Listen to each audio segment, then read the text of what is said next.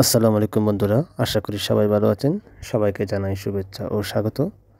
যারা ডিগ্রি প্রথম বর্ষে দ্বিতীয় মেধা তালিকায় চান্সপ্রাপ্ত হয়েছে আপনাদেরকে জানাই অভিনন্দন। দ্বিতীয় মেধা তালিকায় চান্সপ্রাপ্ত ও কোর্স পরিবর্তনকারীদের প্রতিটি কিছু করণীয় রয়েছে। দ্বিতীয় মেধা তালিকায় চান্সপ্রাপ্ত এবং প্রথম মেধা তালিকায় যাদের কোর্স পরিবর্তন হয়েছে তাদের 20 নভেম্বর থেকে 27 নভেম্বরের মধ্যে একটা অনলাইনে ফর্ম পূরণ করতে হবে। যাদের কোর্স পরিবর্তন হয়েছে তারা শুধুমাত্র অনলাইনে ফর্মটা পূরণ করে পিডিএফ ডাউনলোড করবেন, আর কিছু করতে হবে না। তারপর সেটি আপনি আপনার কলেজে জমা দিয়ে দিবেন, ব্যাস এতটুকু। এবং এর জন্য আপনাকে আবার আলাদা করে নতুন কোনো ফি ডিপার্টমেন্টে জমা দিতে হবে না।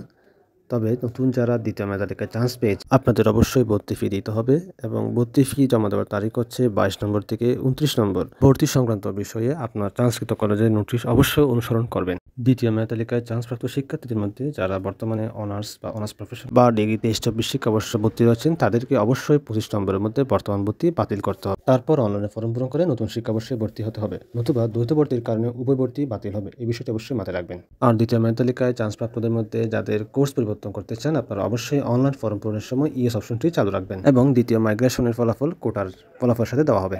আর যারা দ্বিতীয় মেধা তালিকায় চান্স পাননি আপনারা 2 ধাপে রিলিজ স্লিপের জন্য আবেদন করবেন। প্রত্যেক ধাপে 5টি করে কলেজে চয়েস দেওয়ার সুযোগ পাবেন, এবং প্রথম রিলিজ স্লিপের আবেদন কোটার মেধা তালিকার পরে শুরু হবে। এক্ষেত্রে আবেদনের জন্য কোনো ধরনের ফি দিতে হবে না, এবং ফর্মটিও কলেজে জমা দিতে হবে না। ধন্যবাদ সবাই।